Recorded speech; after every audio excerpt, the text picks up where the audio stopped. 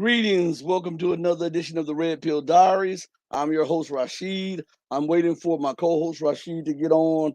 The links that he had were not, I guess, not fresh enough. So I just contacted him and told him I sent them another link. Believe it or not, I sent the link several times. So we know what this is. We know, they don't want the show to keep going. But anyway, I do want to take the time out, if possible, to acknowledge someone. Let's see. Give me 1 second. I want to acknowledge someone on the program, and he really did an excellent job the other day. Um, let's see. By Reef Omar. Reef Omar, for his Cash App donation. We really appreciate that. And like I said, we made you a wrench because you're responsible, and we know that you're a very informed and enlightened person, and we will continue to go on from that. But we wanted to make that acknowledgement. I didn't make it on the show because, like I said, I'm not technologically savvy, so I didn't know. And then my daughter had to tell me, "Hey, you have to do this and do this. Look what happened." And so now I'm acknowledging it, but better late than never. So we got a lot of stuff to talk about today on the show, and we're going to try to get as much done in the shortest period of time as we can. Also, remember, Monday we're supposed to have former CIA analyst, deep analyst Larry C. Johnson. We're supposed to have coming up this week. We're supposed to have former U.S. Senate candidate and current podcast host and author Mark Dankoff on. We're supposed to have uh, Charles Dunaway for part two of what we did day before yesterday, and we're supposed to have the founder of 911 Scholars for 911 Truth, James or Jim Fetzer on, and I got it in the email, which is a confirmation that soon uh, Scott Ritter will be on. He confirmed it and said yes, he'll love to do the show. So we'll have former UN weapons inspector Scott Ritter on soon, God willing, if we can get a time right or something like that. And I'm just thankful. Again, like I said, we're gonna have powerful guests. Just think about it. We just had co-founder for Scholars for 911 Truth, author, professor, and international personality, Kevin Barrett. We just had former psychological warfare operate officer of the U.S. Army, Scott Bennett. We just had geopolitical and international figure and analyst, uh, Charles Dunaway. We're going to have former CIA analyst, um, Larry Johnson, former Congress, uh, Senate candidate, podcast host, conservative, and author, Mark Dankoff. It's hard to run these off. And the founder of Scholars for 911 Truth, author of like I think 12 books, podcast host, former Marine Colonel James or Jim Fetzer, and again, um, on top of that, we'll have it's confirmation Scott Ritter. So let's go into the news because it's a few things I want to get to. Now, on the last show, we read something about American military power. I believe it was either the show with Charles Dunaway or it could have been just the live between Rashid and myself. And we were reading about the military power of America, right? And you got to excuse me because I'm looking from camera to camera, so excuse me for that. But the reason I brought this up, and let me go to the article. Um, which one? Because they got so many of them. We'll go to the one on the www.news.au. We'll go to that one, okay?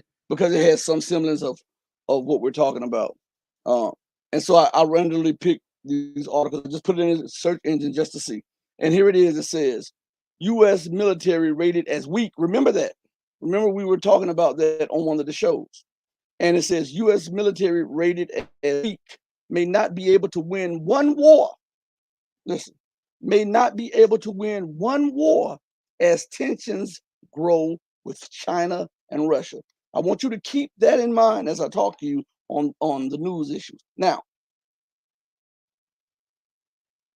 what we're seeing around the world with the provocations between major powers from from NATO and the United States against powers like Iran, powers like China, and powers like Russia can easily ignite into a conflict, a war or a conflagration that spirals out of control.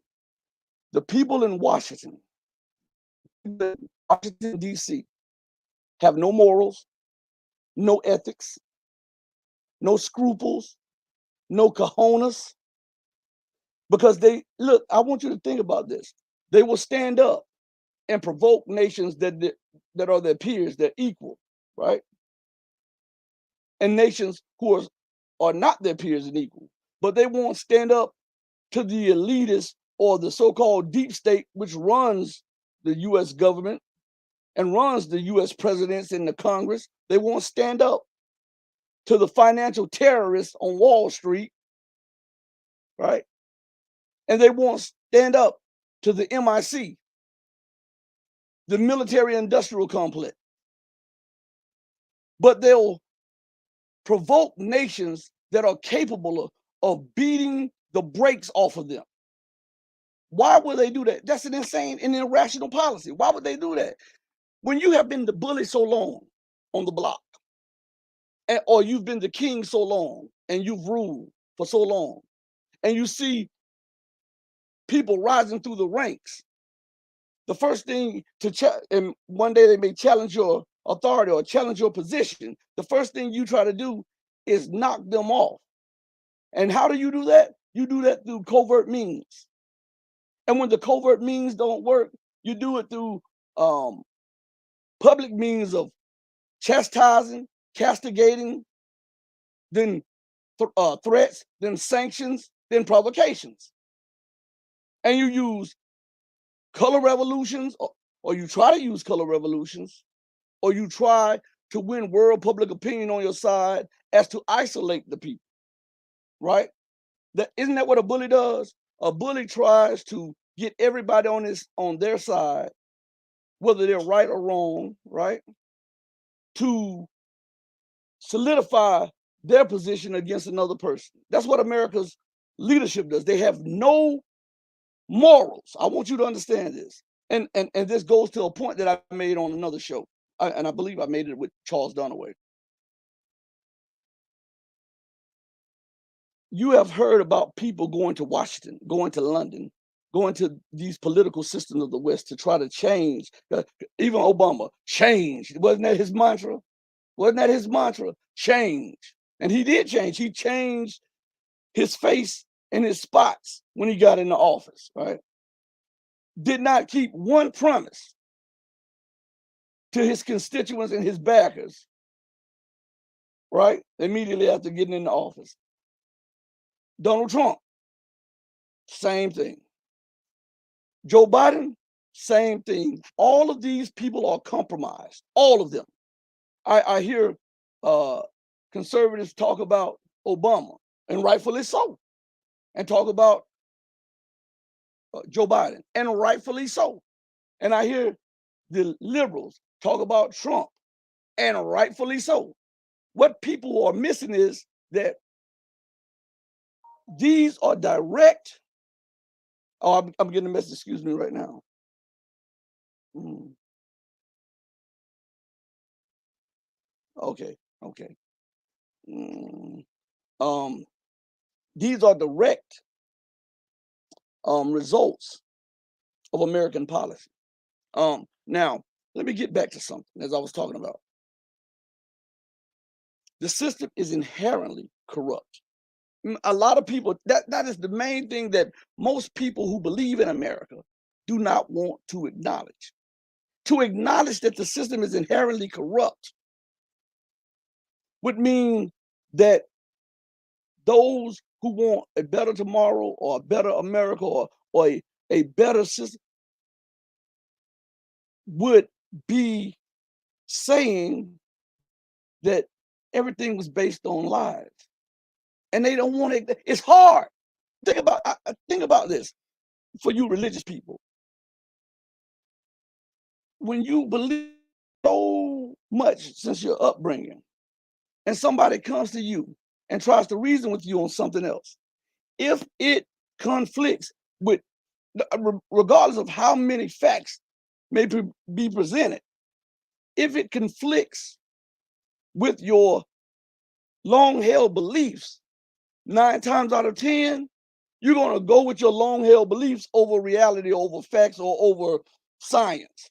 And that is the way it is with the people who do not want to acknowledge that inherently the American system is corrupt, it's racist, it's classist. No system that is built off that is built for permanency. I want people to understand that. If it's not built on justice, I don't care how much the justice system or this and that. If it's not built on justice or it's not permanent. It's not permanent. And then there's a need for a change. And the same people who are trumpeting the corruption of the system now and change now were the same ones who were ignoring the cries back then about injustice. But it hits home now with them. And this is what I'm trying to point out: the corruption and the hypocrisy of the system and of the nation. And unless somebody points this out to you and put it right in your face, you will turn your face, you'll turn your head, because you want to hold on to these beliefs. Oh, I'm better than this, or the system is better than this, or America is this and everybody else is that. But we have history to bear witness to that. We have science to bear witness to that. We have geopolitics to bear witness to that. And when we look at the geopolitics, the history, the science, and we look at the political and justice system of America, we can see beyond a shadow of a doubt that it is inherently racist, corrupt, right? And exploitive. How do you think a system like that can stand? All right. And now I want to talk to the conservatives, Christians, conservatives.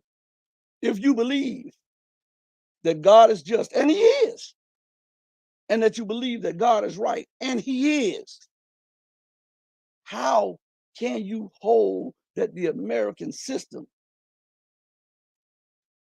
is right and just? The foundation is built on slavery, exploitation, greed, racism, classism, sexism, right?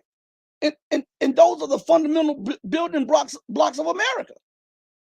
So the stuff that you're seeing now is a result of time bringing it to light from then. So when you talk about Jan 6 and the riot in there, right? Whether you think it was justified or not, they still went into the Capitol building. They still took property, whether somebody aided them or not, they still did it. And these are called patriots. These people are called patriots because they wanted the election to stay. They wanted the right results to the election, and the right results in their mind is Trump. And then you have another party who thinks the right results to the election was Biden. And so there's a clash. And I can easily point out the hypocrisy of this movement. And I'm apolitical. Like I often tell you, I call an ace and a spade, and you know how I've crucified Joe Biden and Barack Obama multiple times on this platform and others. But I would be lacking and remiss if I did not address this. I know it's a touchy feely subject. I know it is, and I know people skate and dance around it, but I'm not the one. I'm not the one. whether I alienate you or not, I'm going to tell it like it is. Now, I can easily point out the hypocrisy of this. And I've told you about how when inner city people are wronged by the police officer, to justify the police officer's actions, they go into a litany of what a person did before, right? They don't tell what the cops did before. They go into a litany list, a long list of what people did to get, and then they put this on the media. And you supposed listen. I'm going to show you the corruption of the system. Okay, they do this. What is going on here? They do this even in America today, when they say that you are innocent until proven guilty. How the hell can you be innocent until proven guilty if you have been wronged by the police officer, and then the police has direct access to the news, and then they feed out their propaganda to the news, and you have to fight against the injustice from the police and the injustice from the police disseminating information from the news. You don't have direct access to them. The news is not going to take your word over the police, right? But I'm saying this. I'm getting into something, okay?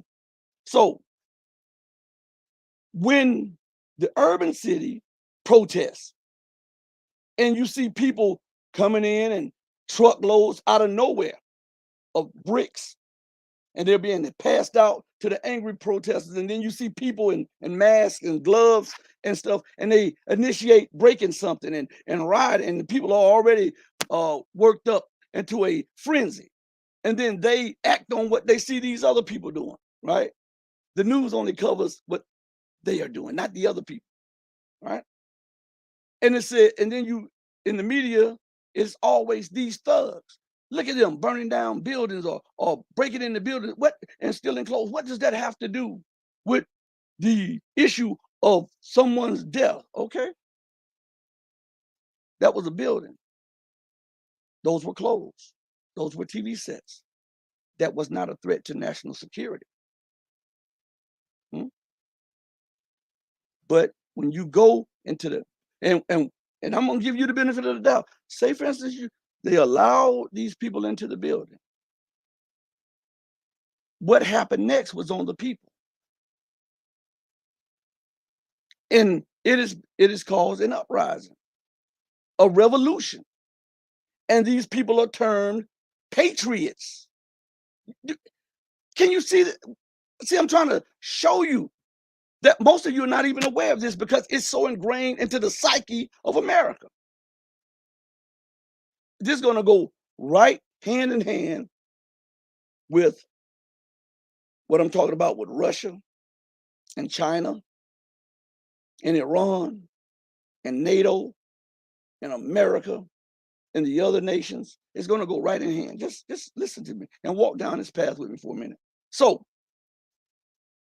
as I said, I've crucified Obama, and I hate to talk about him because he brings up a whole litany of feelings that that really boils my blood because of his actions, and because he's a pretender and tried to pretend that he was for change, and he was for Black America, and he was for this, and his policies were the most detrimental policies to Black America in almost the history of America. I'm not saying this just to be saying this. I'm saying you can easily prove me right or prove me wrong by going and looking at his policies. Not what he's saying. Policies. Look at the substance. Okay. So I crucified him. That's a liberal. That's a so-called Democrat. I crucified the thug and the gangster and the I won't say the other word because YouTube might kick me off the platform. But Joe Biden and his gangsterism over in Ukraine, and how he called, along with Hillary Clinton, Black people, young Black teens, super predators, and how it was Joe Biden and Hillary Clinton who pushed bills to ostracize urban America. I talked about that, but I also got to talk about this. How is it that it's okay? It's not okay for people who have been wrong, and it's a life or death situation to trash a couple buildings. But it's all right for people who have been wronged by a vote to go and ransack the Capitol. How is that? How is that even? How is that even right? Hmm? Now, why did the people go there, Jan 6? To protest, right? Because they felt that the election was unfair. And they may have some grievances. Now, listen to me good. I'm not saying whether or not it was or wasn't. I'm presenting to you a mode of thought that is lacking in the population of America. Okay? So bear with me. So were they right or were they wrong for going there? That's not for me to decide. But when they got in the building, what took place may have been wrong because it was a threat to national security by seizing the Speaker of the House computers, by doing the things that, and then people lost their lives, right?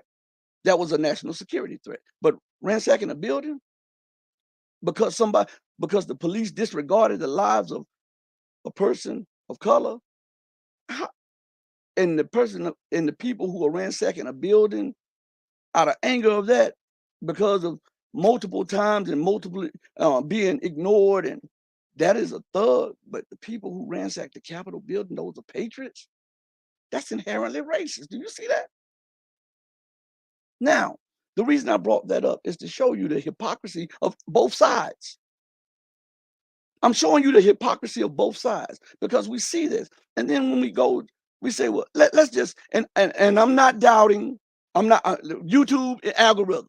I'm not challenging the results of the election. So don't suspend me, ban me, or do anything like that. I'm giving a school of thought because thought, deep thinking, and analytical and critical thinking is what's lacking in the mass populace. Okay.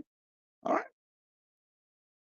Why weren't these same people that mad when the shoe was on the other foot, when George Bush got an election through some hanging chads?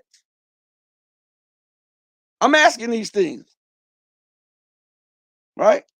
So do you see what I'm saying is the hypocrisy and the short-sightedness and short mind of this?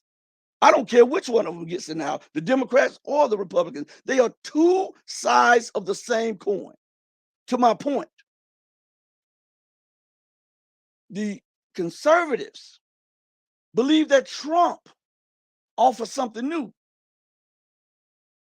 How in the hell can Trump offer something new when he was hobnobbing with Clinton and the Clintons and all of the elite class? Yeah, he may speak to something, and he may even do one or two policy initiatives to show you in a way that, oh, I'm about this, I'm about that. But then look at the whole work.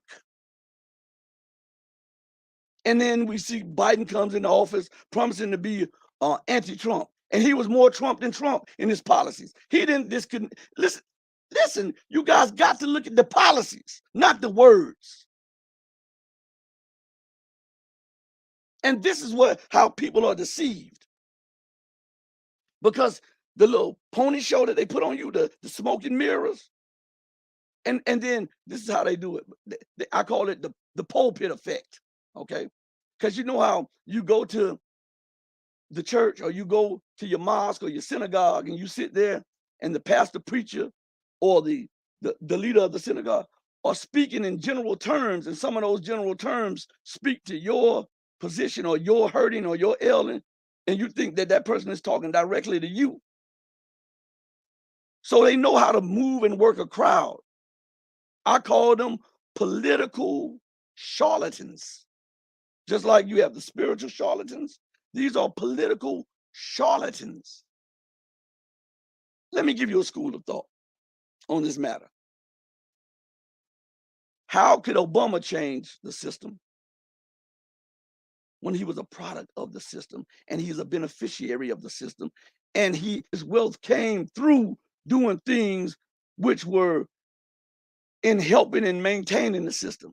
And now I pose that to Trump. How many times you got to go bankrupt and never have to pay no money back? Hmm? Hmm?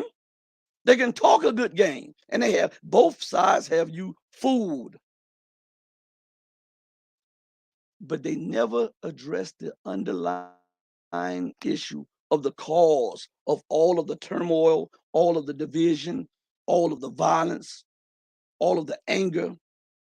It's the policies from the politicians who continue to go along to get along and to push the system over on others and make you believe that this system, with its flaws, is still is the greatest system in the world when we see that it is not. And how do we know it's not? Because as long as America enjoyed economic primacy, and as long as she enjoyed political primacy globally, and as long as she enjoyed an unlevel playing field, having the manufacturing base for the world, the technological base for the world, and having the unbridled, unchallenged world reserve currency, which gave her an unfair advantage over every single nation on earth, right? The system worked in her favor. But now that other people are striking out, other nations are striking out on their own, and they're cobbling together their own systems outside of the dollar, euro, pound domination. Now we see war and provocation. And now I want you to think of this. I want to lay this on your mind. According to America, Muammar Gaddafi was a tyrant. According to America, Hugo Chavez, the late Venezuelan president, Hugo Chavez was a tyrant. The new president of Venezuela, Maduro, according to America, is a tyrant. Though Maduro built houses for 2 to 3 million people in a 3-year span, he built 2 to 3 million homes for the homeless. And in Venezuela, Hugo Chavez made it mandatory that every single household have access to education, has access to health care, and has access to the Constitution so that no criminal regime would come in and take over and the people be blindsided. Now, these are from tyrants, according to the US. They ordered, and according to America, Vladimir Putin is now a tyrant. Xi Jinping is a strong arm dictator, right? Xi Jinping, the leader of 1.5 billion. How in the world can this one man dictate to 1.5 billion people? You can be strong, but one man can't be that strong. He has to have a system to help him do that. All right. What about Syria? See, they become dictators when they run afoul to American supremacy, Western supremacy. When they don't want to allow America to exploit them, dictate to them, demand of them things that she herself won't do. And now, as China's economy has rivaled the US, she becomes aggressive. She has expansionist ideas, right? Why didn't she have those ideas when America benefited from low wage Chinese workers shipping all this stuff over here for a little bit of nothing? I mean, it was the same system, huh? See, the exploitation of these people, of everybody else. Russia became a tyrant when Russia would not allow America to do to her what America wouldn't allow the Soviet Union to do to her. Make that make sense. Syria became a tyrant because America was trying to work pipelines through, and they met with Assad on several occasions, and Assad refused to be a part of that pipeline to push gas outside of Russia up into Europe. And all of a sudden, protest breaks out. And the protest king, who was the U.S. ambassador, and wherever this, I forget his name, but wherever this guy goes, he starts trouble and chaos, and then there's a outbreak of protests and revolutions. I forget his name, but you can Google it. The U.S. ambassador to Syria at the time of the so-called uprising or revolution. Hmm? And because Syria would not allow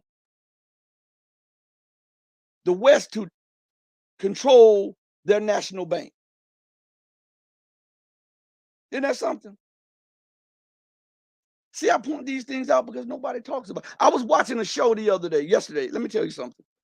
This is how I know other people watch the show and learn. I don't care if they don't say my name. I don't care if they don't give me credit. I don't care nothing about credit. But you know, I was watching a show, and it's a respected guy, conservative guy, not from here. He does a broadcast in another country. I won't mention the country, and he's a part of a team, a duo who's from another country, and they do a lot of I would say a lot of good work, reporting stuff. Well, for the first time, he reported on the Libyan aqueducts. Right? I've been telling you guys about that for the longest. About and he talked about it in the line of what I said the other day and the day before that and before that. See? But they had never spoken about that before. So if we can get the bigger channels to talk about it, that's okay with me because it informs the masses about the inherent corruption of NATO, US politicians, and the Western world. See, we didn't get here by chance. You know, they tell you this when you're trying to lose weight, right? And people become impatient with losing weight. They want to because of the fad that's going on. Everybody is ripped. Everybody is in excellent shape and all of this stuff. So they call it. They don't want you to have dad bodies, right? And so you thinking about how people perceive you, you go to the extremes and trying to get that. Maybe you get surgery, maybe you go to the extreme and other things, right? And you want the results right then, there, and now. And then somebody has to sit down and tell you that, hey, you remember, look at this picture of you in high school. You weighed about 140, 130 bucks, pounds, right? Now look at you today. You weigh 350 pounds. That was a process. You didn't become 340 pounds overnight, right? It took several years and all kinds of uh, uncontrolled moves and things and environments to bring you to that point. So when we look at the decline of the dollar and we look at the economic collapse of America and the Western world, and we look at the rise of multipolarism and different poles of power, that didn't come by just by chance. It came out of the longing of the people for something better than this. The people were being exploited constantly, and the West has not apologized. They are still doing the exploitation in Africa, in Asia. Hell, what was it? A month ago, France disregarded the sovereignty of some of her former colonial nations and went in there and killed people. It was not mentioned one time in any of the so-called alternative news, or it was not mentioned one time on the news channel. But they're talking about pray for Ukraine. To hell with Ukraine. Ukraine, the government is full of Nazis. To hell with Ukraine. What about Mali? What about the nations in the Sahel, North Africa, that are still being exploited? What about the African horn, the Horn of Africa, where America is flying in terrorists to destabilize these nations because they're choosing to move to the east camp and not being exploited by Europe and America? What about that? What about South and Central America and how they are moving towards the east? And now you have a full-blown destabilization program going to try to overthrow the leadership down there. Pray for them. Pray for Africa. Hell, pray for people here in America that's continually exploited and misrepresented and misused and abused in this country. I pray for Ukraine. The hell with Ukraine. Ukraine ain't pray for us.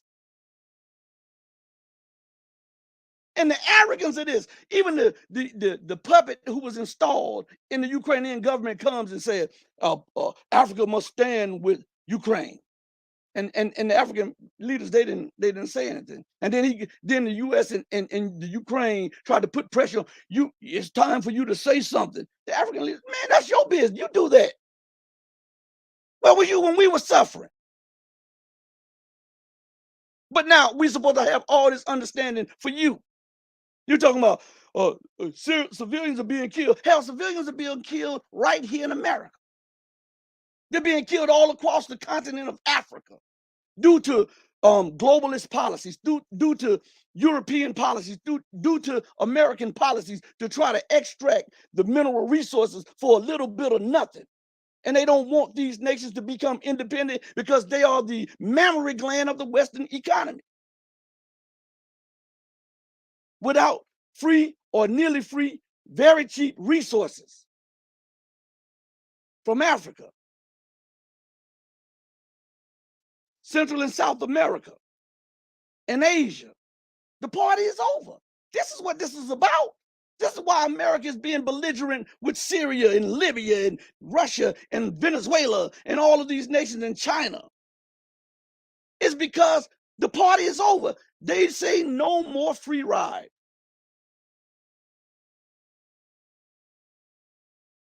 And America being America, I'm exceptional. Hell, you do what I say, not as you do exactly what I say, not as I do. You can't have independence under America. You can't be an equal partner to America. As a matter of fact, if you think I'm lying, I'm going to read something to you that just came out today. Turkey A. I know we say Turkey, but they are now saying Turkey A. As a matter of fact, in most international papers, it's being spelled instead of Turkey, it is being spelled TU with two dots over the U, a K, a R, a K, a I, a Y, and an E. Turkey A. I could put it up on the screen for you, but I want to read it from this over here. Turkey A lambasts U.S. for bullying own ally. Listen, now remember NATO, the North Atlantic Terrorist Organization, are supposed to be made up of equal partners who have equal say. Yeah, okay. Listen, Turkey A, this is what they had to say. Rather than threatening the Saudis over oil prices, the U.S. should lift sanctions on Iran and Venezuela, the foreign minister of Turkey A says. Now, this is here. So now, even her allies will say, man, what the hell are you doing? Do you understand that you are blowing apart the system? You're trying to maintain it, but you're cutting off your tongue, your nose, poking out an eye, and sticking it in one of your ears to try to maintain your face. What sense is that? Can we reason with you? You cannot reason with an unreasonable person. You cannot be rational with an irrational thinker. This is what most people don't get. And give you an example, and I'm the best at analogies. Think about this. When a person has become hysterical and frightened to death, no matter how calm you talk to them, it's not good enough. Sometimes you have to rage against them or smack them, right? To get them to calm down. Is that not right? So when you're dealing with an irrational thinker or irrational mind, sometimes you have to be aggressive because the only language that they know is aggressiveness. Let's go further in this article. It says the U.S. should stop threatening Saudi Arabia over high oil prices and find other ways to resolve the problem, the Turkish foreign minister said on Friday.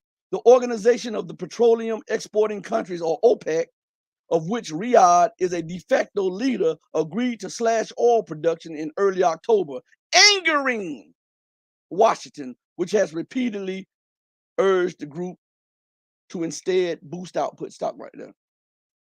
If you say that Arabia is a sovereign nation, like America likes to talk about Ukrainian sovereignty, right? Then they have the right to make the policies which is which are in their best interest. And that if you are an ally, you should understand that, look, we'll work with you on things that are of a common good and national security, but my national security needs are not the same as your national security needs. So I can't go along with you on everything. And when I don't go along with you on everything, you threaten me. How long will that friendship work out? Say, for instance, you're dealing with a family member or a friend, and as long as you give them what they want, everything is hunky dory. You are the best of friends. And as long as you go along with their line of thought and reasoning, you are the best of friends and family. But as soon as you tell them, hey, listen, you were out of pocket there. Look, I'm gonna call you behind closed doors. You were out of pocket there with those people. You shouldn't do that. And listen, because you was out of pocket, and I know that I've been handing you a little money, and I believe that it might have got to your head a little bit. I'm going to cut back on the purse strings with you a little bit because I also have some bills to pay. So I can't, if you come around next month or the month after, I can't give it to you. You have to see me later on. And then all of a sudden, I'm everything under the sun but God's child out of your mouth. How much of a friendship was that? How much of an alliance is that? When as long as I give to you what you want and do as you say, we kosher, we halal, we close. But when I do something that is in my own personal or national interest, the threats, the demonization, and even the provocation start. How can you hold friends like that? You cannot hold friends nor family. Actions like that tear up friendships and tear up family. And you don't think that applies to America? What I'm trying to show you is this. America not only says that she's exceptional, she believes it. And you can tell by the way people talk to other people. The disregard for their own personal life, the disregard for their own personal security and well-being with their families, the disregard for other people's national sovereignty. Sovereignty doesn't matter when America gets mad at you. While she's screaming about sovereignty, she has bases up in Africa, push bases up in Africa. That's cool. Canada has bases, illegal bases in Africa. Yeah, Canada. Germany has illegal bases in Africa. France has illegal bases in Africa and refusing to leave these nations after the people and the governments demand them to leave. But pray for Ukraine. To hell with Ukraine. Hmm? You want us to look because the people in Ukraine, as one as few reporters reported, well, we can sympathize with them. These are blonde-haired, blue-eyed people. And it slipped out of their mouths, but it was the thought, the line of thinking throughout. It just came out. And what they were saying is, if you're blonde-haired, blue-eyed, and you look like us, your life means more. Your sovereignty matters. Whenever I say it matters. Pray for Ukraine. Yeah, okay. And let's go a little further.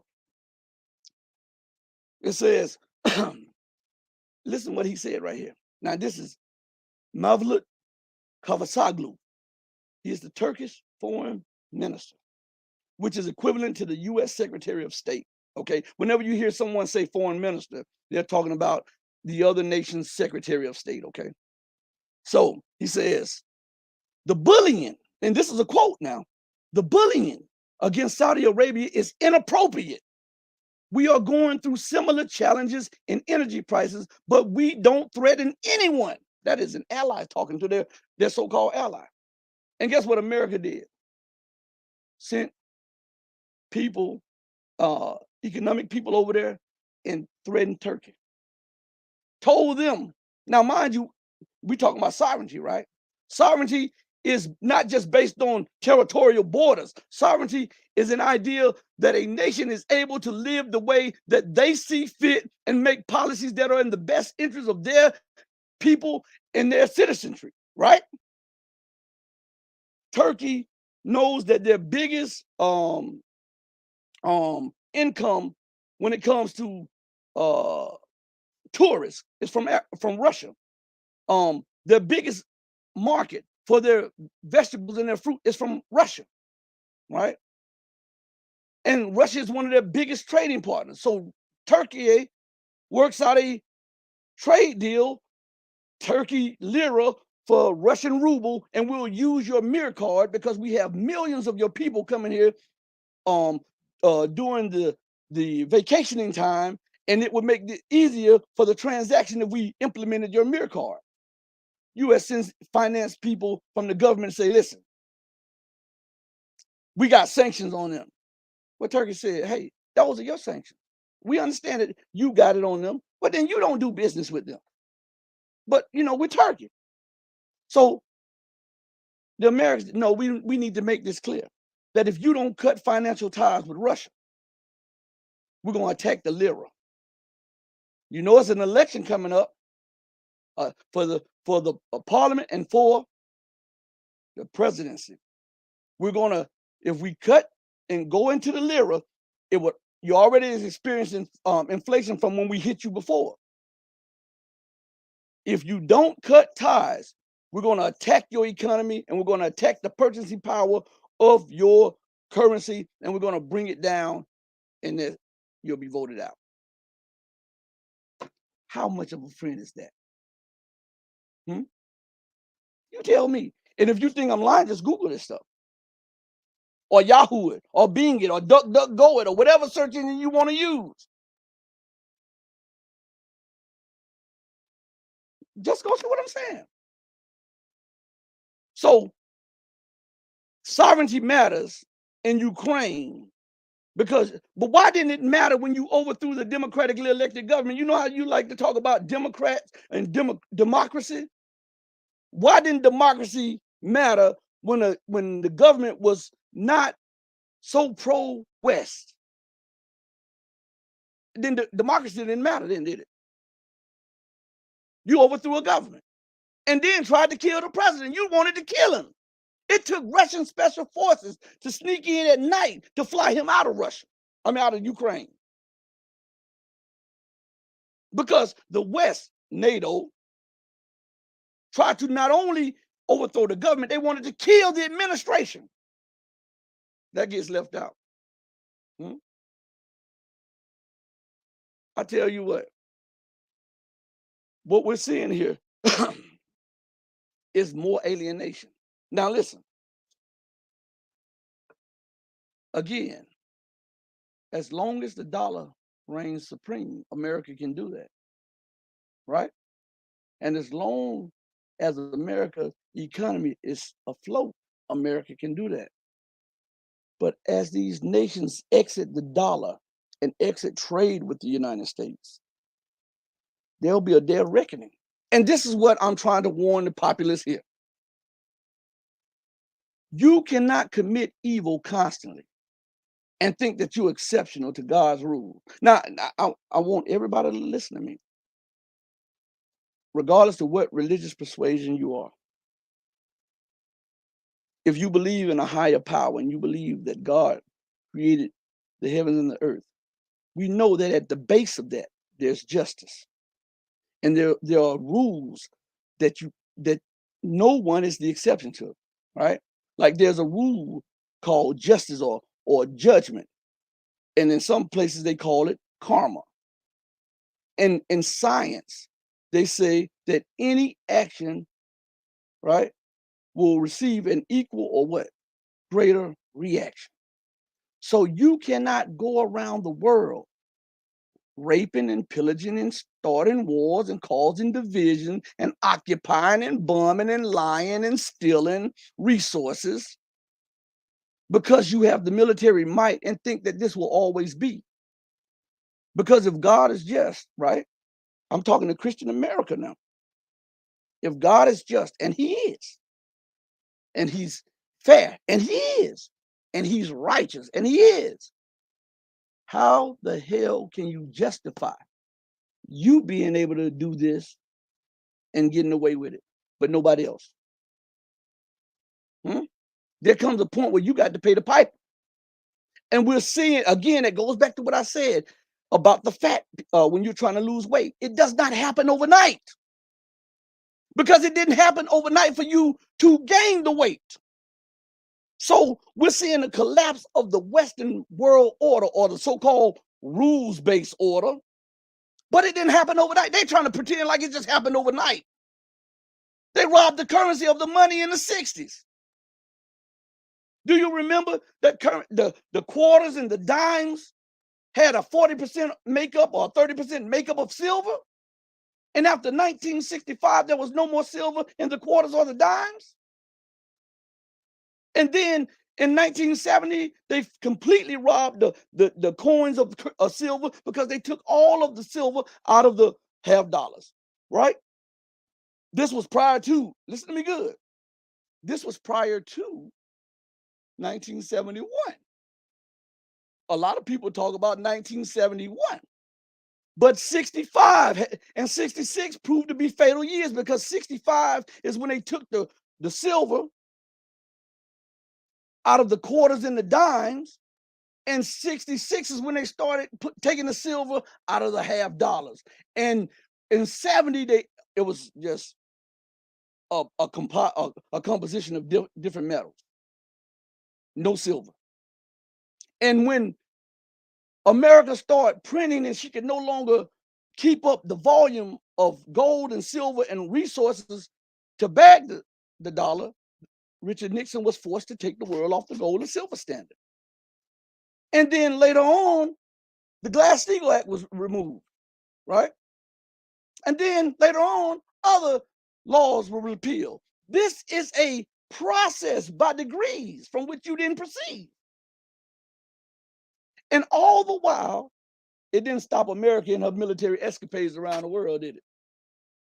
And so we want to pretend like the overthrows of governments, the killing of families and people. Remember Hillary Clinton?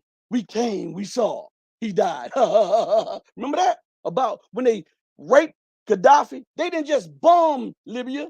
I'm gonna keep reminding the people of this. They didn't just bomb Libya and try to kill him and his family. They sodomized him. You understand what I'm saying? Before they killed him, they took the bayonet of a gun and raped him with that.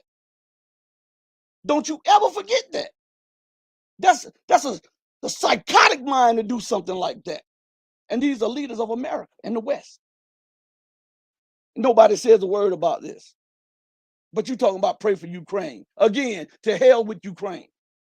Okay? Let them fight their battles. They didn't come to the urban America to say pray for urban America. They didn't go to South and Central America to say pray for South and Central America. They didn't go to Africa when all of these colonial powers was pillaging and raping Africa, which they're still doing under the cover of so-called training programs. They didn't go to Asia and help China in the opium wars. What did they do for Afghanistan when America occupied Afghanistan for 20 years? Huh? Did they help the Vietnamese fight the U.S.? To hell with them. I know this blunt, but you sometimes you have to give somebody some. When you go to a doctor and you're sick, sometimes they prescribe medicine that is nasty to the taste. And the doctor said, listen, you got to take this. And you say, I can't take that. It's so bitter. It's so nasty. It makes me nauseous. The doctor said, if you don't take this, you don't get better. So what I'm doing now, I'm giving you this prescription. I'm giving you this medicine. And it's not palatable. It's not nice for you to taste. But when it gets down in the belly, it works deep into the soul. You understand?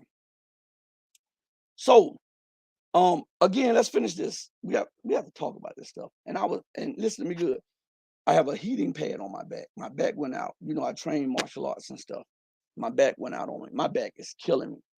The other day when we did the show with Charles Dunaway, you would see I had a hoodie on. My daughter, I was gonna put just come like this. She said, Dad, you can't even sit up. So she said, Dad, put on your hoodie, and I'll put the heating pad down in there, and you can do the show. And I'll put the ergonomical pillows behind you, and they won't know the difference. And so if you go back and look at the show, you'll see me doing like this with with the thing pulling the hood. I was trying to keep the heating pad from sliding further or something like that. So my back is hurting me. So I'll answer this real quick because I also forgot. Someone asked me about the picture. I'm gonna show you the picture that they asked me about. Okay. So listen right here. Oh, 1 second. Oh, will it? What's going on here? No, right. Okay, here we are. The mouse disappeared for a minute. So watch this. Oh, I'm looking for the picture that they asked me about. It's a like theme picture here. Oh, here we are. Here we are, right here. This um, it should pop up. I guess it's not letting it pop up, but it is it is of martial arts, different martial arts on the picture that comes up, and they asked me what was that, and it's just a collage of me in jujitsu, judo, taekwondo, um, uh, Nabar combat, um, and a couple other martial arts, and now Krav Maga and a little kickboxing. So that's what me and my daughter, my son train. And I hurt my back. We were training the other day, and I hurt my back, and so I got the heat pad. So you'll see me sweating a little bit, right? Even with the fan blowing on, you'll see me sweating a little bit. That's because of the heating pad in the back. All right. So I just wanted to let you know that. And then you'll see a little smoke come across the screen. That's because of the incense. All right. I don't smoke cigarettes. I never smoked. I never drank. None of that. So um I'm answering somebody and now I'm going back to my subject. All right, look. Um Here we go. It says speaking in the city of Mersin, southern Turkey, Cavusoglu said it's acceptable for the US to criticize OPEC, a grouping of the major oil producers, including Russia and Saudi Arabia, for cutting production, but cautioned Washington that threatening Riyadh is not right. So what he's saying is, listen, you can criticize somebody. Sometimes criticism is needed. But why do you always have to threaten people when they don't bow to your dictates or your rules? Hey, we're supposed to be allies. What are you doing to me? See, people are reevaluating the friendship, the alliances, right? I just want you to all to, for a second, while I'm talking about this, let me pull up something, okay? Um, and I'm gonna play something, a news clip or something for you all, so that I can get up for a second. My lighting over here has fallen down a little bit, but I'm gonna play a little news clip, and it'll be a few minutes of it, and that'll give me a chance to fix the lighting in the back. It's gonna take me a minute to get up because of my back, but I got to do that. This goes along with what's going on with America and with the world, okay? And so remember, we're talking about how she is alienating people and threatening people. All right, and this is from a U.S. senator. Pay close attention. But let me just point out the illusion of Russian and Chinese aggression around the world. You'll hear this repeated many, many times that, any day, Russia is going to take over the entire world. China's taking over the world. They're doing all this stuff. If you look at the number of foreign bases between the U.S. and the U.K., we have about 900 overseas military bases where we have troops stationed in foreign countries. The total bases of the Russians and the Chinese, about 35. About 35 in total. China only has 5 overseas bases compared to the 900 or so US, UK. We've created this bizarre illusion because the deep state, the war industrial complex, must have enemies. You cannot manufacture weapons when you don't have enemies. And so we create this illusion that they're coming to get us. They're on our doorsteps. And the fact of the matter is that China is out to make a buck. They want money. The Belt and Road Initiative is very important, but they have a different paradigm. Our paradigm is we go into a country, we set up NGOs, we take over, the government by coup. If we can't, then we just bomb the place to smithereens half the time.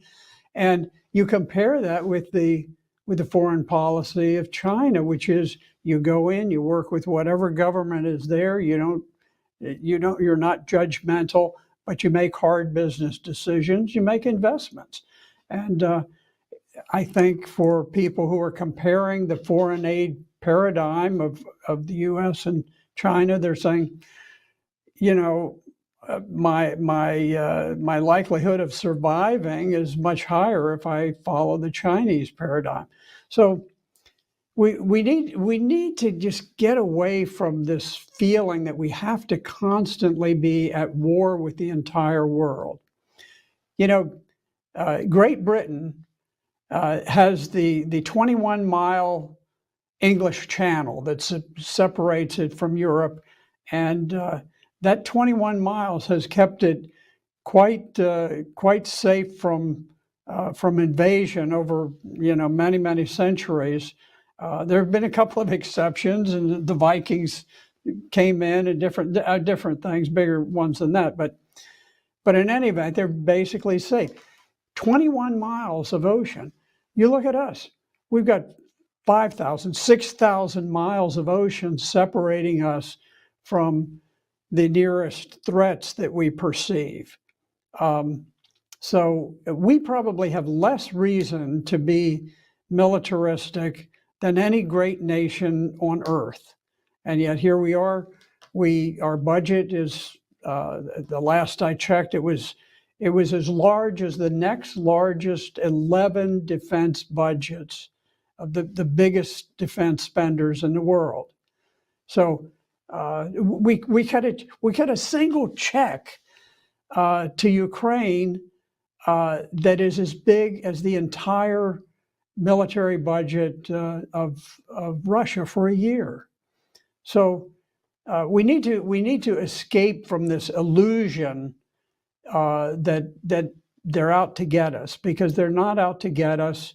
There is nothing aggressive either in the policy of China or of Russia, and the only aggression is with the U.S., UK, the NATO countries, which, I look at the history of the wars of the Russian Federation.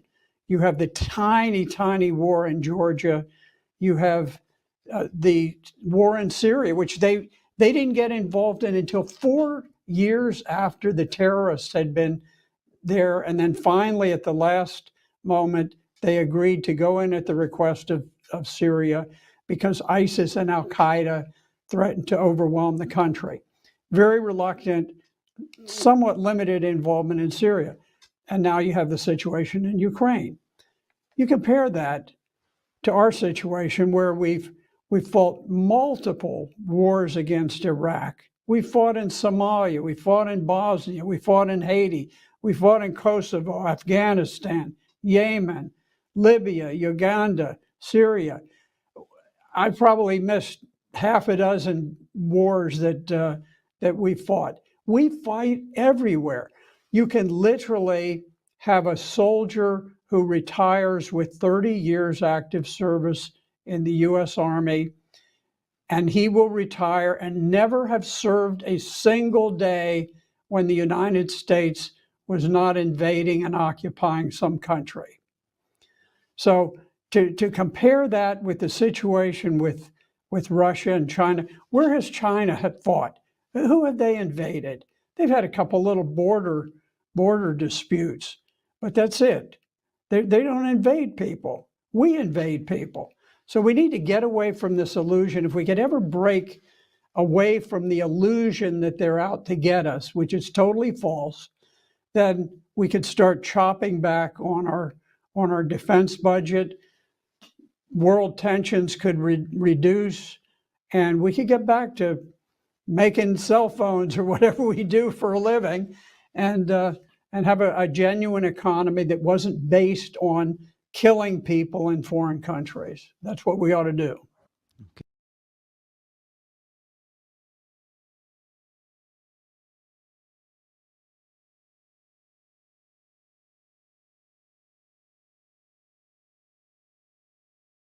Yes. So you heard from him, right? America gave aid to Ukraine one time. Now, mind she's remember this, she's giving it to her constantly. But one time was the amount of Russia's whole military budget for the year. America spends more money on war preparation than the next 11 countries combined, right? I'm saying that because it's something that I'm going to go to in an article soon, all right? So how can you say that this nation is a peaceful nation if you invading everybody? I think they said America has been at war for what 200 since her existence. I believe they said she's only been at peace for what 6 years or something like that. I forget. Um, and that is outrageous. That is the true history. Okay. So again, I want to read something to you. And I'm getting feedback because I have something in the background. My son is running something for me in the background, and I'm getting feedback. Hey son, turn it down a little bit for me so that because it's echoing. He's trying to try out a new technology for me, and, and I thank him for him because I don't know one thing about this stuff. And I know you're laughing at, but it's the truth. At least I'm honest. Uh, If you can't say anything else about me, you can say I'm straightforward and I'm honest. Okay. So listen, let's go to this article. It's a few things I want to talk about because it shows the deep state.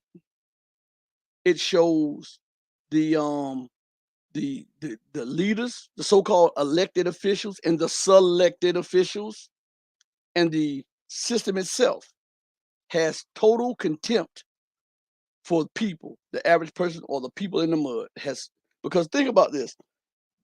You can't get a stimulus package, or you can't get aid, or you can't get debt relief from college, or you can't get debt relief for your household or your bills, but they continue to give Wall Street bailouts, banks bailouts. The same people who created the economic crisis, they continue to shovel trillions of dollars into their pocket. Nobody goes to jail. You steal a ham sandwich or a turkey sandwich out the store, you get 40 years. That's class warfare. You understand? They will string you up. You go in there, you can be hungry, you can be dirty, and you don't mean to steal, but you go in the store and you go in there and get you a candy bar. I was looking at and I'm gonna get back to this. I was looking at some guy. This guy had been in prison for 30 years because he was homeless and he didn't have his money. So he had lost his money. He thought he had it on him in the store, but he had lost his money and he didn't have it. And he took a candy bar. And they gave this man 45 years. I'm telling you. But yet, Jamie Dimon and the rest of the crew at Goldman Sachs and all of these other places steal billions and hundreds of billions of dollars. And it gets pushed aside. The news doesn't cover it. People don't talk about it. And these people are accepted into the elite class and they sit down with their $3,000 suits on and their $3,000 shoes on with their $20,000 or $40,000 watch on with about 6 or 7 multi-million-dollar homes, private jets. Nobody says a word. Those are not criminals, though. The only ones are the criminals are the ones that go into the store and take something of a value of $100 or less. But the people who take millions and billions, these are not criminals. And then let me tell you how classist this is and how racist this is, right? They call you a criminal, and they call them white collar criminals. I can't make this stuff up. I'm telling you, man. Sometimes you need to use your head for something other than a hat rack. You need to put that gray matter to work. You need to be change, become change. Okay? And the way to become change, you have to inform yourself, enlighten yourself with all of the available critical material and news and educational sources. Therefore, when you are enlightened enough, you can produce change in your life because the charity starts at home, then it spreads abroad. America is spending money everywhere.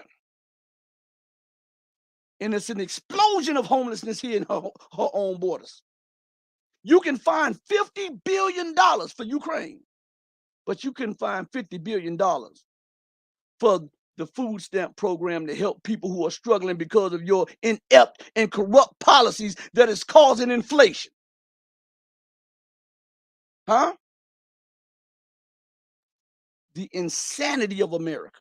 And most people don't even realize just how insane her policies are until you put them to their face with a flashlight and say, look at this. So let's go into this. We're going to go back to this article here that I read on another show because this goes right in line with what you heard the senator talk about with the spending. And what I'm trying to show you is a contempt level that is unheard of for the average person here. Because there are people who are being evicted because they can't pay rent. They may be $100 short, $200 short. They may have $1,000 rent and can't pay it. Right? You got people who have mortgages that they're months and months behind on. No mortgage relief, no rent relief, no food relief. Explosion of homelessness, hunger, unemployment. All right, here in her borders. But she found $50 billion to give to Ukraine. That is just like this. Say, for instance, you and I are brothers and sisters. We grow up in the same house. We go through the same struggle, right? And I come into some money. And you're still struggling and you can't pay your bills and you can't help your children and you're struggling. And then I'm doing charity donations for people I never met before across town or in another state. You understand? The contempt that my family would have for me because of those arrogant and insane policies. It's the same contempt that the people and the populace here should have for their government. All right? Listen to what it says. Mm. It's the name of the article I've already read before. It says U.S. military weak, unable to win a single war. This is from American think tank. Now, when you read the title of it, and you read the first few paragraphs, you think they're talking about that America, she's lost her way militarily. She can't compete, and pretty much she's saying that. But they did all that. Guess why? We're gonna get to it when I read it. Okay, stay tuned with this. All right, this is what it says. An American think tank rates the U.S. military's current level of capability as weak, saying the force is incapable of winning a single war against arch rivals China and Russia, let alone two concurrent ones. Oh, man. The foundation's assessment only appraised the Marine Corps as strong, while giving the armies a marginal rating, evaluating the Space Force and Navy as weak and finding the Air Force to be very weak. The current U.S. military force is at significant risk of not being able to meet the demands of a single major conflict. The report limited. Stop right there. So what they're doing, they're planning on conflicts. So if you're planning on conflicts and you're looking at the position that you once had and you're looking at other peer competitors now exceeding you in like the missile capabilities and fifth generation warplanes. So now you do a report telling on what is lacking, but it is not to correct the wrongs, it's to increase the funding. Okay? I want you to listen to this real quick. Hold on one second. Let me mute this 1 second. Let me get something real quick. Because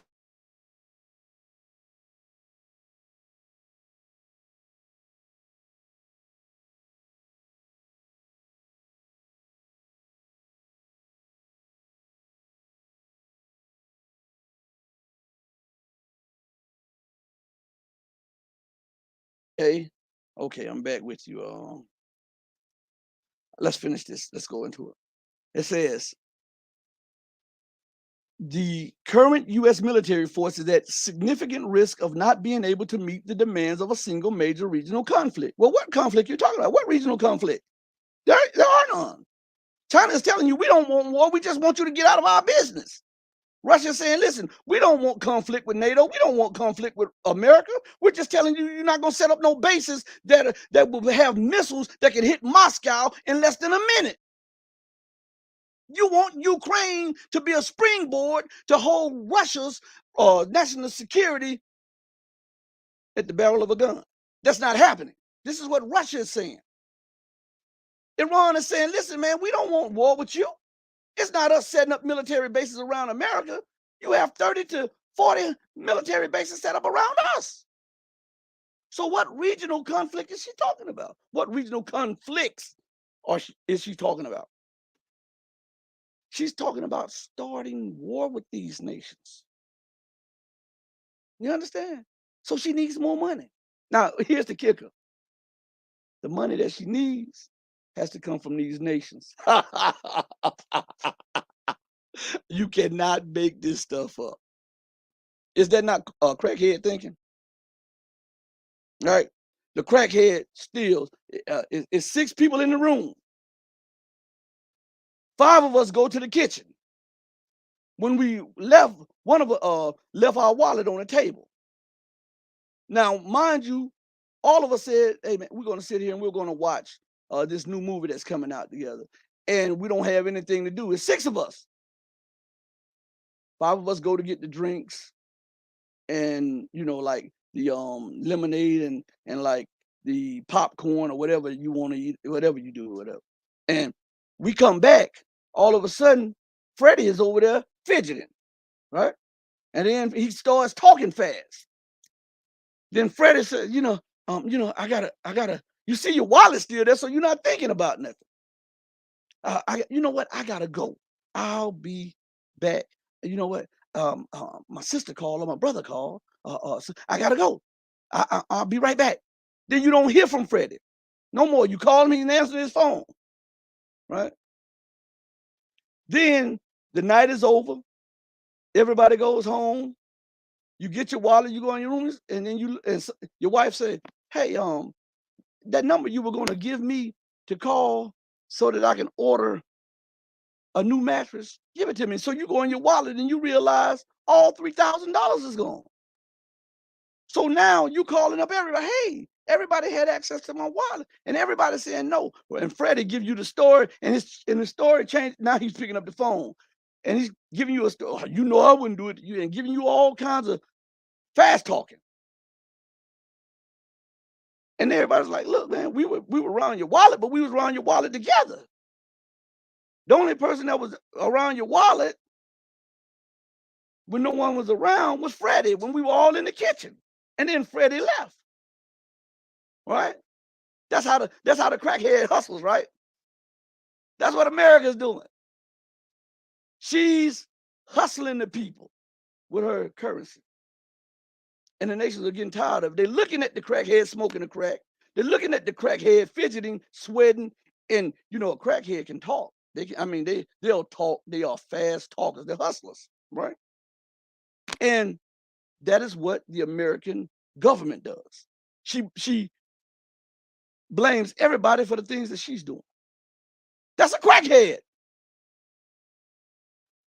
She puts all of the fault that she has and she imposes it on somebody else. That's the crackhead.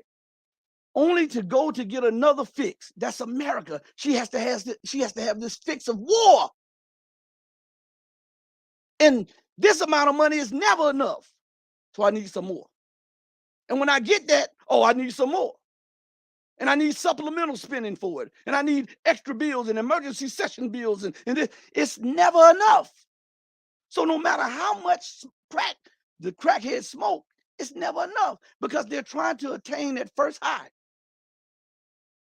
And American leaders are trying to regain their place of dominance that they once had. You see how relatable that is? So It says this, and I didn't know we were on this long. I was going to do like a 20, 30 minute. We're almost an hour and a half, but let me say this and I'll wrap it up. And then we'll come back and do another show and continue along this and go into more details about what's going on because I got a lot of news that was told to me. So, God,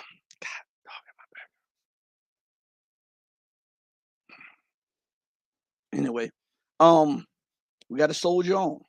Anyway, it says the current U.S. military force is at significant risk of not being able to meet the demands of a single major regional conflict, the report lamented, adding, the force is certainly ill-equipped to handle two nearly simultaneous major conflicts. Oh, two? So you're planning on fighting two wars at one time, and you need more money, more than the 800 billion that you got, and more than the 500 billion in supplemental spending that you got, and more than the trillion in off budget money you have. So that's not enough. But Russia has a $45 billion military budget, and it's okay with her. China has a 180 billion, $200 billion military, and it's okay with them. And everybody else has military appropriations, and that's good enough for them. And you're supposed to be the supreme power on earth and the hegemonic juggernaut militarily, and $2 trillion is not enough. So what are you doing? What are we missing here? Let's go a little further. It says the right-wing foundation blamed what it called, listen to this. Listen to this. This right here is a spit in the eye of every person who pays taxes. This is a spit in the face to any intelligent person, whether you are a citizen or not a citizen of America. And this is a kick in the butt for those who believe that the system will right its wrong. Okay? This right here. The right-wing foundation, what it called, it said blame what it called years of underfunding and poorly defined priorities. I'm going to say that again. The right-wing foundation blamed what it called years of underfunding. $1 trillion, $2 trillion is underfunding when that's more than almost all of the other military across the world combined. I think what Iran's military budget is like $5 billion, something like that. Syria is roughly what, $2 billion or something like that. You got some African government military budgets only go into the hundreds of millions. But $1 trillion and $2 trillion is not enough. Where's the money at? What do we have for the money? Huh? I'm asking you these things. What do we have? So we'll go further on. Let me get this right here.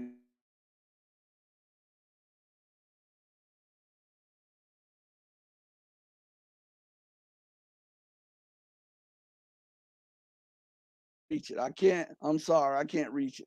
I tried to reach just to light another end. I can't do it. I can't do it. I'm sorry, y'all. But I like the vibe. I like to clean the air with sage and all and frankincense and myrrh and knock champa while I'm talking because I don't want no negative vibes. No, I want to speak to you with truth and reality because we live in this Mickey Mouse world.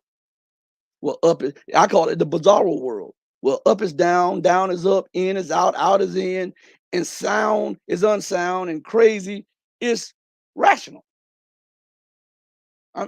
It's unreal. And these people call themselves adults, grown-ups, politicians, thinkers, because that's a think tank.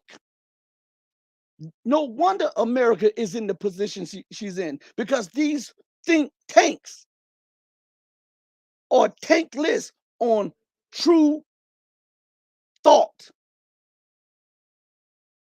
So let's go further. It says,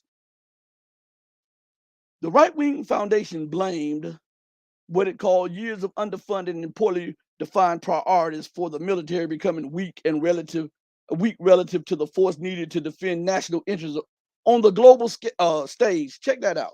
That's how they frame global hegemony. they designate something a national interest. Say, for instance, they'll see some resources over there. Oh, that's a national interest there. So now we got to defend that. We got to threaten them people. We got to bring them under dominion. Do you see what? Think about all the bases. I was listening to a conservative podcast the other day, and then I was listening to a liberal podcast the other day, and I'm sitting there and I'm like, my God, these are two sides of the same coin, you know. And what's crazy about it is that they all talk about American interests. What about other people's interests? What about the country that you're interested in? What if they're not interested in you? Huh? What about those nations who want to just jet American hegemony and Western oppression and Western domination? They become threats then, right? And that's why you said the military is becoming weak relative to the force. Force. I want you to understand. Let's go to something real quick. Okay. Force. Keyword force. Let's go to. I like to explain stuff so that we don't have any problems, no misunderstanding. Okay. Now,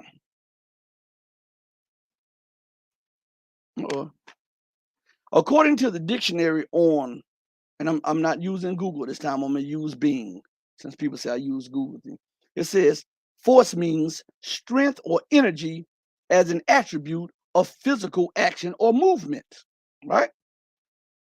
Force also means, check this out, coercion or compulsion,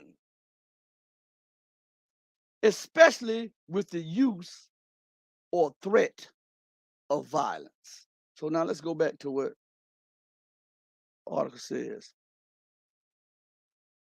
As many as 20, no, the right-wing foundation blamed what it called years of underfunded and poorly defined priorities for the military becoming weak relative to the force, the coercion, the violence that they want to rain on people needed to defend national interests on a global scale. They mean colonialism. They mean they want to cement their rule at all costs. See, you cannot throw this stuff at me. I'm not that average person that's just going to take that. You know, my mom, I remember one time she and I were talking because I go and have coffee with my mom all the time. And one time, and that was a while ago, we were laughing about back in the days when I was like a teenager or something like that, and how I would have a pocket-sized dictionary with me everywhere I went.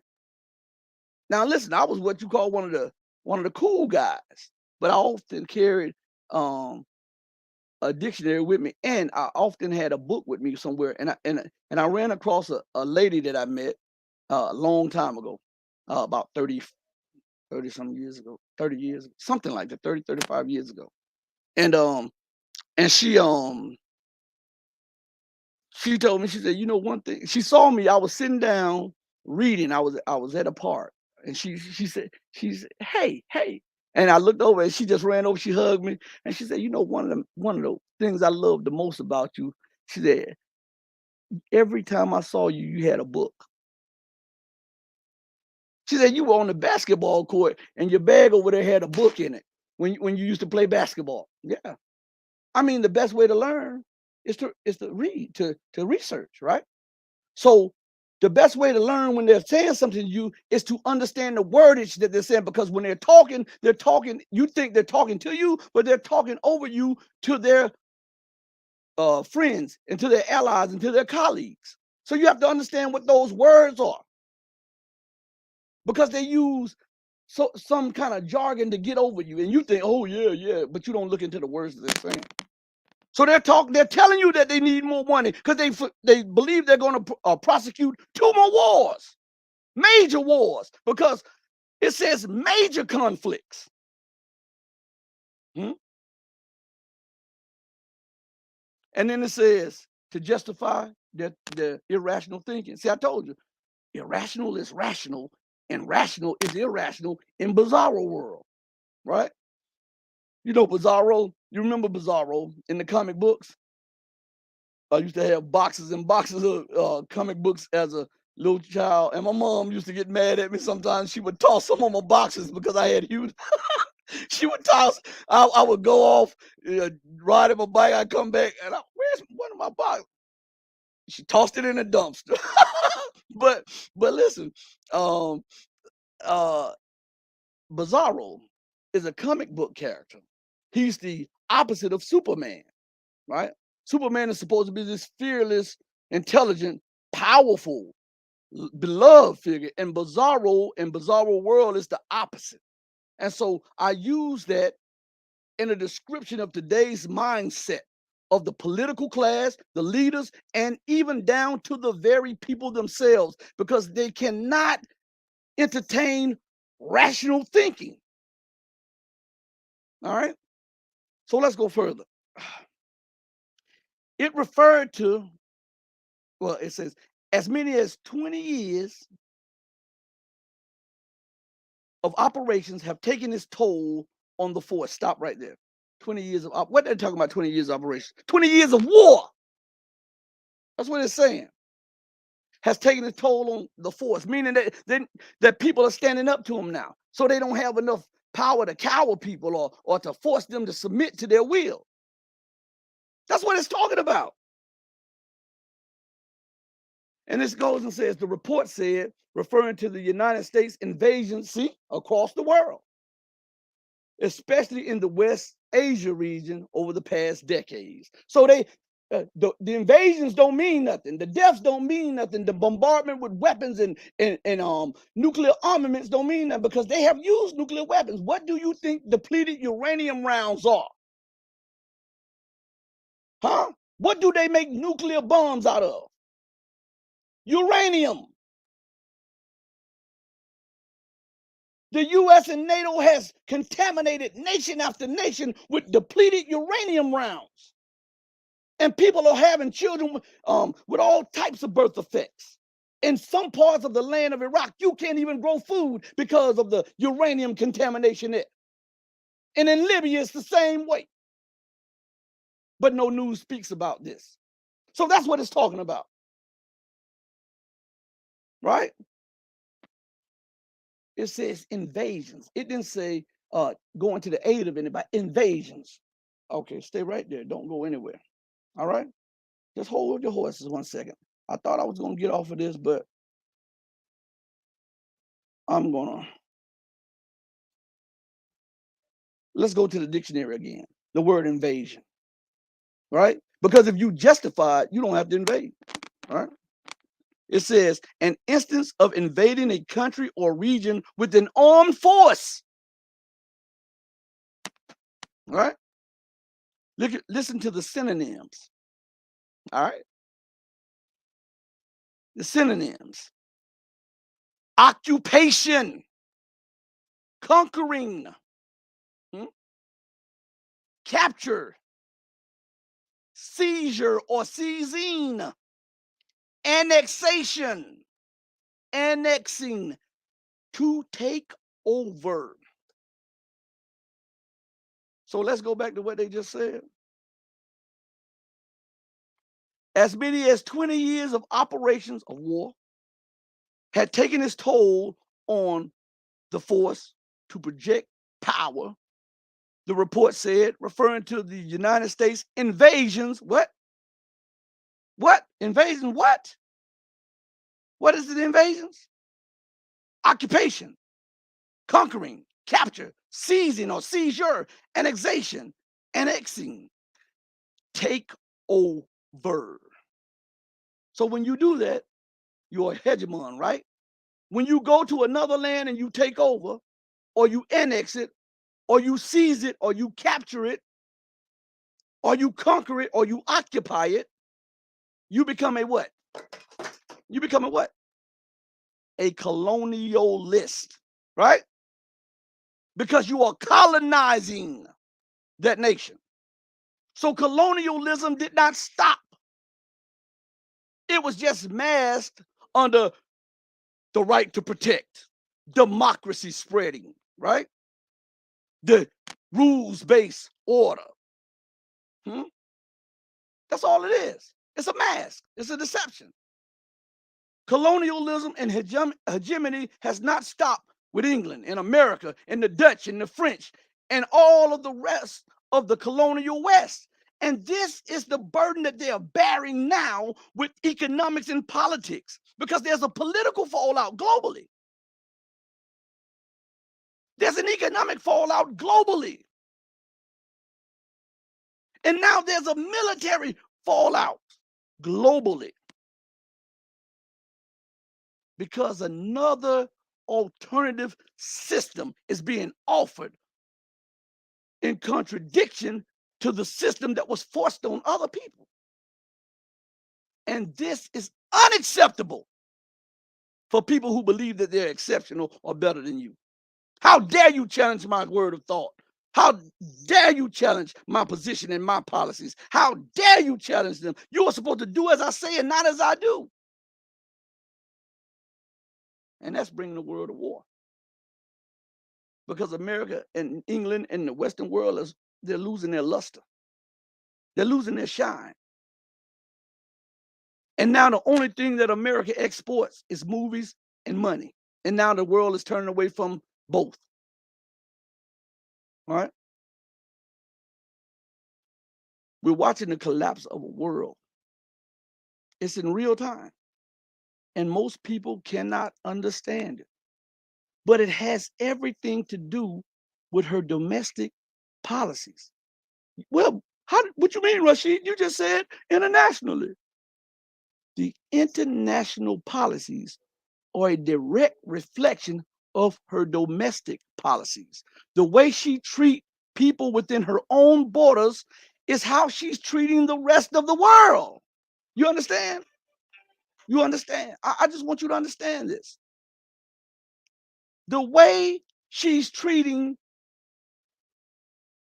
urban America, the way she's treating her white America, lower class America, white America, yellow America, brown America, red America, and especially black America, is how she's treating the rest of the world now. And now she's having the bubbles come to a boil within her own civilization, where now there is a great ethnic and racial divide, there's a great educational divide, there's a great class divide, and there's a great wealth divide. All of those things are a recipe for revolution. And all of those things, right, lead to war, because when people become desperate, they lash out. When their word is in their feelings and their security is not taken to heart, they lash out. And when it builds up over years and decades and centuries, when the explosion finally occurs, it's going to be catastrophic. And now we said that domestically. And all you have to do is mirror it back in the international realm and see how the world now is headed to war. And it's all because these people in the ruling class think that they are entitled to rule and run everybody the way they think best. And if I can't dominate you, and if you don't submit to me, and these are people who would really like, if you got them in a fist fight, you know, that you probably knock them out or beat them up in a second. But these people hide behind the military. They hide behind these institutions that were set up, these unjust institutions, and they use them. They maneuver these institutions to spread their dogma at the barrel of a gun. At the barrel of a gun. And now we're looking at the explosion within America, and we're looking at the explosion outside of America. And I gotta play this. I played this clip. This is a 26-second clip, right? But it is very pertinent to what we're talking about. It's you have to hear this, because when I tell it to you, I'm just a disgruntled person, right? But when you hear it out of the mouths of the leaders of these nations, it's something different. When I tell you that the system is based on lies, propaganda, divide and conquer, division, assassination, bombing, rape, murder, pillaging, this didn't just come in my head. We've experienced this over and over again. History best rewards those who research it, right? And all one has to do is go down the road map of history, and you can be rewarded with security, with peace of mind, with happiness, knowing that you have been enlightened and you're no longer on the mental beast of the field. Okay?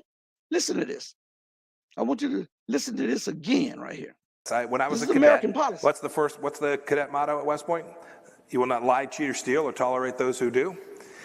I was the CIA director. We lied, we cheated, we stole. It was like we had entire training courses. It reminds you of the glory of the American experiment. Need I say more? Need I say more? Like I told you, it's a hell of a time to be alive to see all of this stuff go on, because we're watching the collapse of an entire, not just the fall of America, not the collapse of the American empire, not just the fall of Western dominance. We are watching the fall of an entire global order, right? In real time. Nobody has to write it in the books to tell us. We're living it and we're seeing it and we're feeling it and we're smelling it and we're tasting it. We have all of the triggers which can confirm whether or not it's true. All right? On that note, know that I love you. I want y'all to stay safe, stay real, stay true, but above all things, stay righteous. Hey, mama, I love you. Peace, everybody.